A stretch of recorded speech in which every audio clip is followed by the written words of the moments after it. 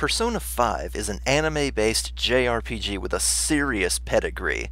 Atlas Games brings us a 110-hour storyline, 22 side quest storylines, several different endings, and a phenomenal gaming experience to boot.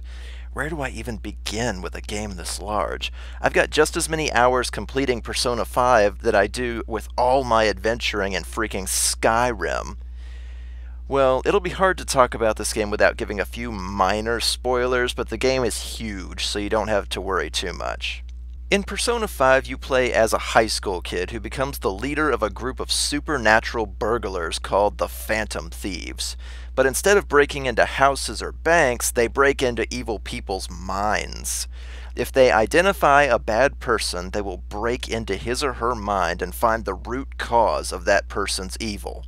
It's usually a symbolic item from their past, like a trophy or a family heirloom. They will then physically steal the item from their consciousness made manifest and make off with it.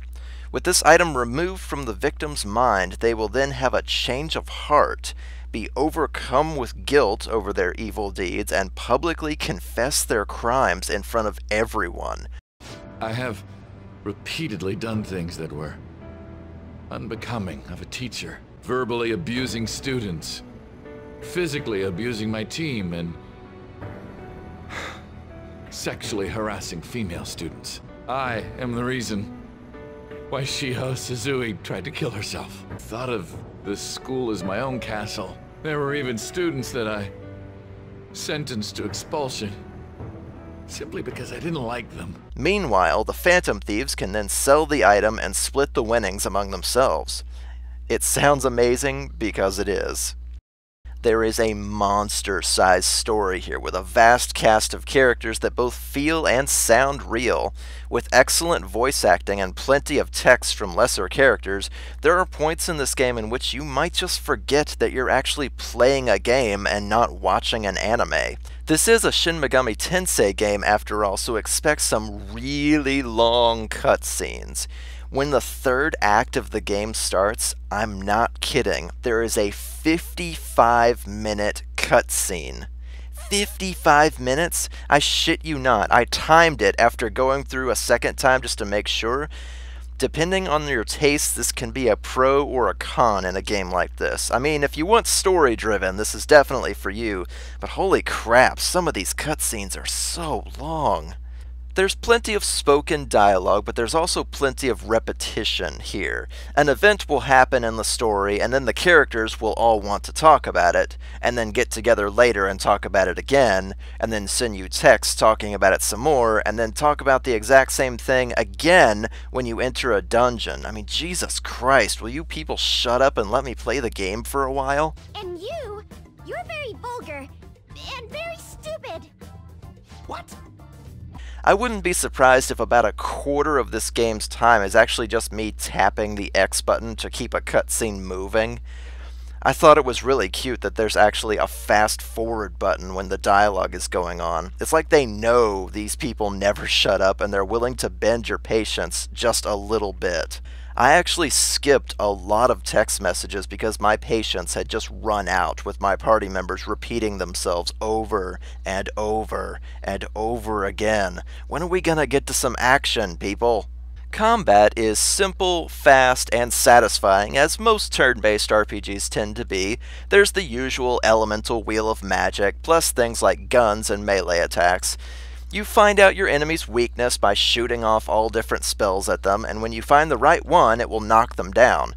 Then you do your finishing move, and that's it. Don't move. Let's finish this. Beat him up. A beautiful rose has thorns. Rinse, lather, repeat until you go insane around hour 60 of the game, and then pick it back up so you can keep going and find out what happens next in the story. In battle, you also fight using spirits called personas, the namesake of the series. A newcomer might think of them as Pokemon if Pokemon included things like Egyptian gods, Japanese spirits, and giant penises riding golden chariots with flailing tentacles. Oh, you touch my tra-la-la. My ding-ding-dong. Wait. Well, there are over 100 of them to choose from, combine into other forms, and power up by sacrificing the weaker ones as sources of XP. The root of your powers and magic spells depend on the persona you're using.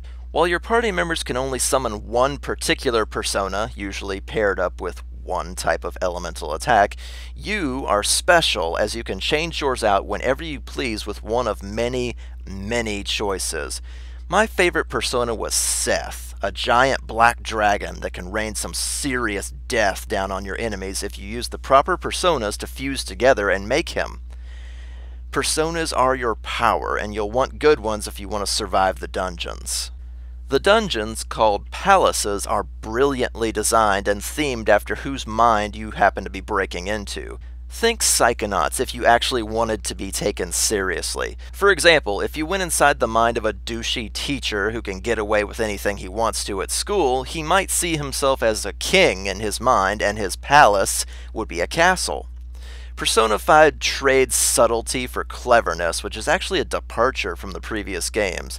The symbolism that is heralded across the whole series is deeply explained this time around among your party members so that the game can rub in your face how clever it thinks it's being. I guess I'm not allowed to figure out anything on my own anymore, like in Persona 4 or Tokyo Mirage Sessions. The characters will literally stand around and explain the symbolism of each dungeon to each other, act surprised, and then move forward. Every time. But, much to the game's credit, every dungeon has a time limit, so that means no backtracking once you've beaten one. I think that's great, and it keeps the action moving forward with the story.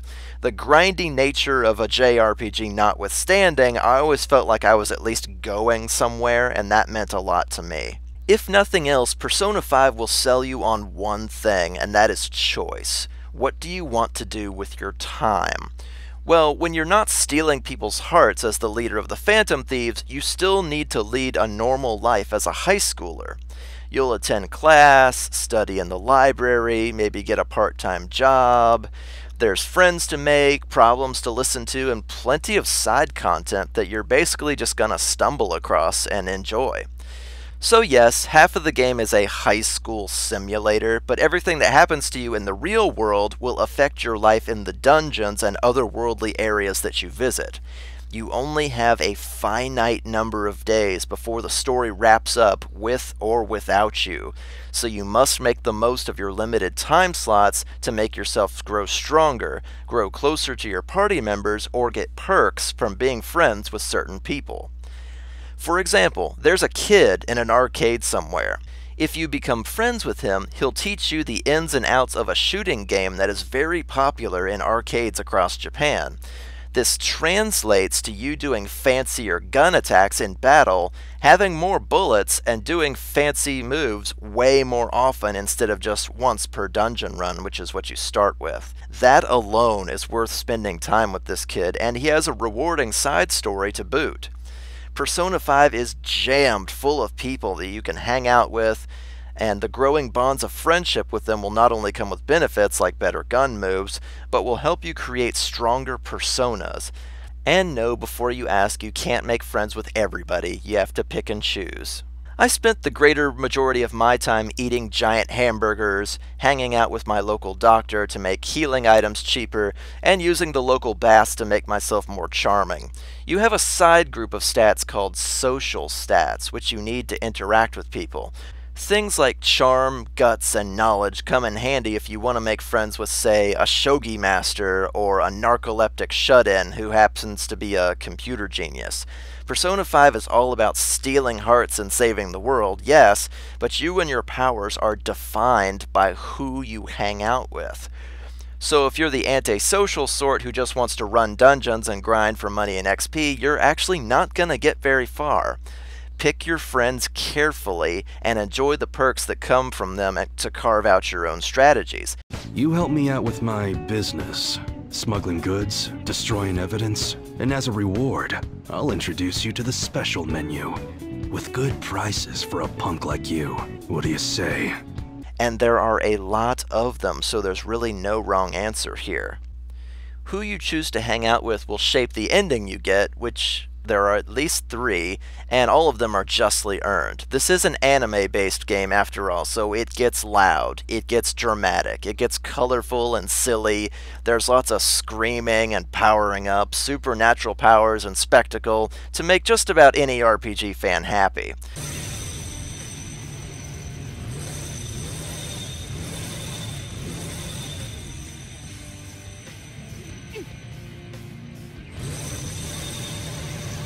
Persona? No, dude. That's a bike.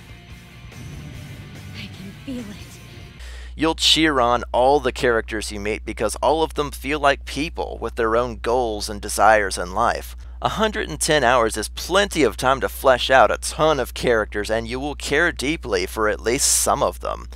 It takes excellent writing and dialogue to accomplish such a thing, and Persona 5 delivers in spades.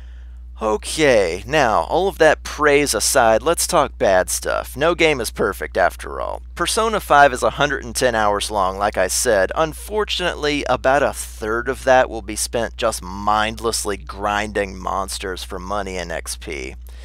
The answer to your problems 99% of the time is that you just need to go level up some more or bring all your gear up to date. Being that there is only one finishing move in the entire game, this will probably bore you out of your skull. I actually took multiple week-long breaks away from this game while playing it because it's just so damn repetitive. There's actually a side dungeon that is literally just for grinding and side missions called Momentos. It represents the minds and thoughts of the general public, as only a truly distorted and evil person can have a whole dungeon just to themselves. That just struck me as a silly time waster, and I really didn't like it.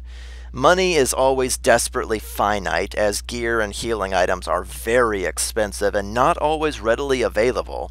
Near the end of the game, it simply cuts you off from all the shops in the game, so I hope you had a stack of medicine ready.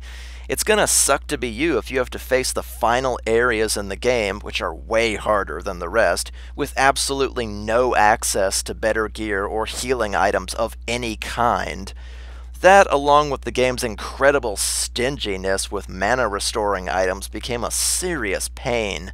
You'd be 45 minutes into a boss fight and then suddenly lose just because you don't have the mana to go on healing anymore, and you have no way of recovering. I felt seriously cheated a number of times. You can't buy mana restoring items anywhere in the game, so they're always on your mind as you live and die as you're able to cast healing spells in longer fights. But grindiness and lack of mana items aside, Persona is a masterfully crafted game. The art style is great, the characters are memorable, and the dungeons are all interesting. So if you only have $60 to buy one game that will last you for months, this is a pretty strong contender. With a great cast, a very unique plot, and a nice stock of villains that you just love to hate, this game earns a place on my shelf as one of the best RPGs I've played in a very long time. I'd put it on the shelf with Skies of Arcadia and Tales of Symphonia. Too long and too repetitive for its own good, but with a story so interesting that you'll want to keep playing.